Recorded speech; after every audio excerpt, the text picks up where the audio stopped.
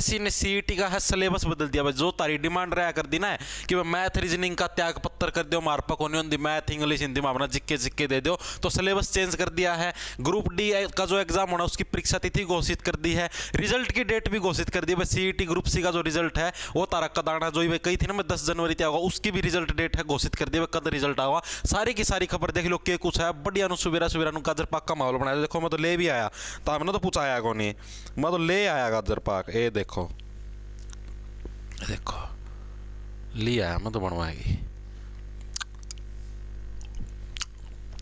मैंने बाट देखी तारी में कौन सा पूछा होगा। देखो भाई खबर उसका पहला भाई, अगर आप लोगों को अगर प्राइवेट कंपनी के अंदर यो वो कौन रीलेवल कौन बाजो ना सुन लो यो है तारा नेक्स्ट वेव नाम का प्लेटफॉर्म है। इसका मतलब हमने कुछ वो कौन करना डिस्क्रिप्शन में, यो भी नेक्स्ट वेव, यो भी किसका द्वारा चलाया गया, यो भी अनअकैडमी का द्वारा चलाया गया है। ठीक है, नेक्स्ट वेव प्लेटफॉर्म है किसके द्वारा चलाया गया है, अनअकैडमी के द्वारा चलाया गया है। इसके अंदर के डिस्क्रिप्शन में बताती इनका ऐप का लिंक है, वो है इनका ऐप डाउनलोड कर लो। उड़ा के है उड़ा तामना एक मतलब कि नो जो कर कवीज को नहीं होता, कवीज होगा तारा कोडिंग जो लैंग्वेज है ना उसका तारा कवीज होगा। ठीक है, अगर तारा उस कवीज में जो भी मतलब जितने भी नंबर बने वार्ड नु शो होंगे बता 45वां रैंक पे होता मुड़े हो।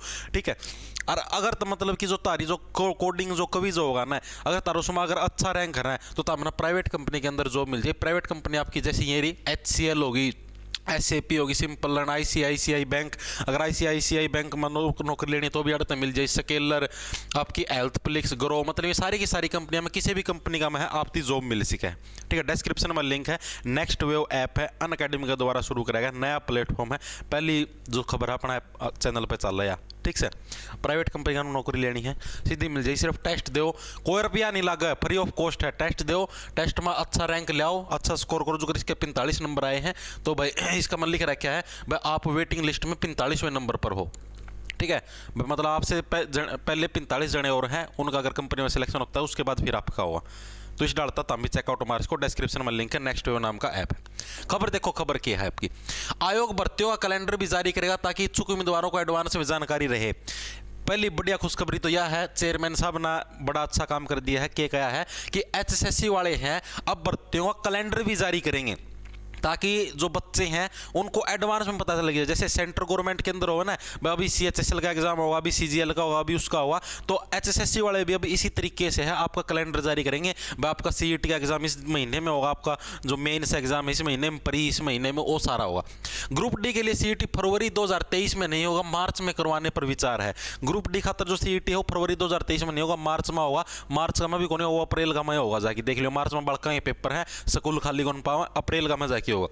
तो बनना है उसमें मार्च में आगे या होगा ना फरवरी, फिर नु कहूँगा अभी मार्च में नहीं होगा, अभी अप्रैल में होगा।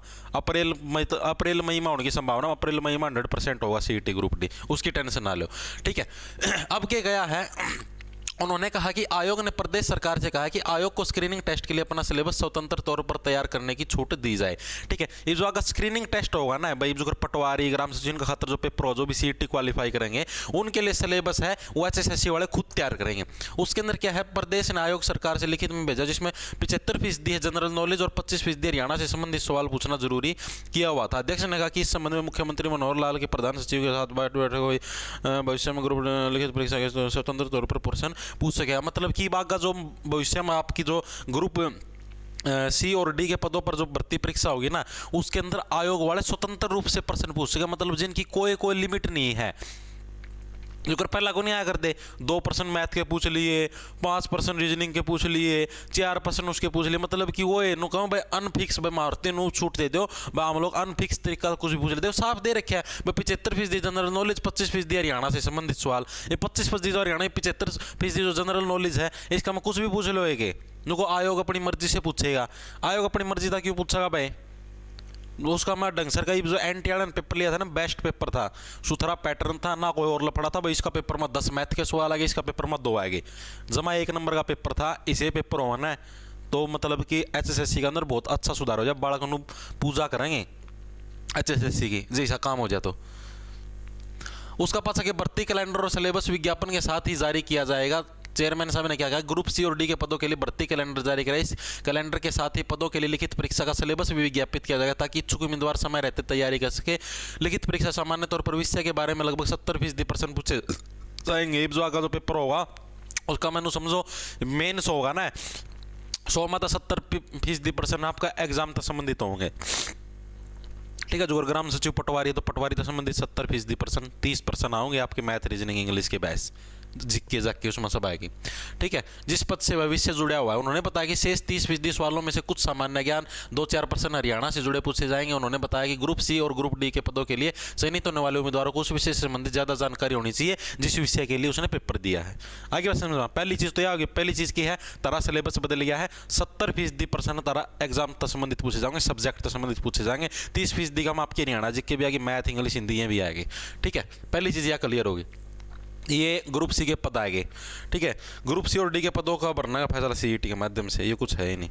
आगे की एचटेट की वैधता, ये भी अपना कुछ काम का नहीं है। पुलिस सिपाही भर्ती रूल्स है, अभी तक नहीं आए हैं। ये पुलिस सिपाही के रूल जारी कौन करे हैं, उसका पक्ष इनका विज्ञापन काटेंगे पुलिस वाली भर्तियां का।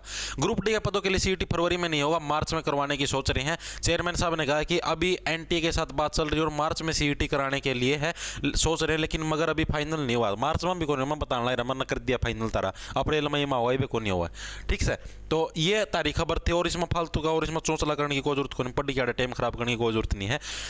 टोटल कंक्लूजन के है 70% सब्जेक्ट ओरिएंटेड सिलेबस और 30% का मैं हरियाणा जिक्के इंग्लिश हिंदी मैथ यो होगा मेंस का में।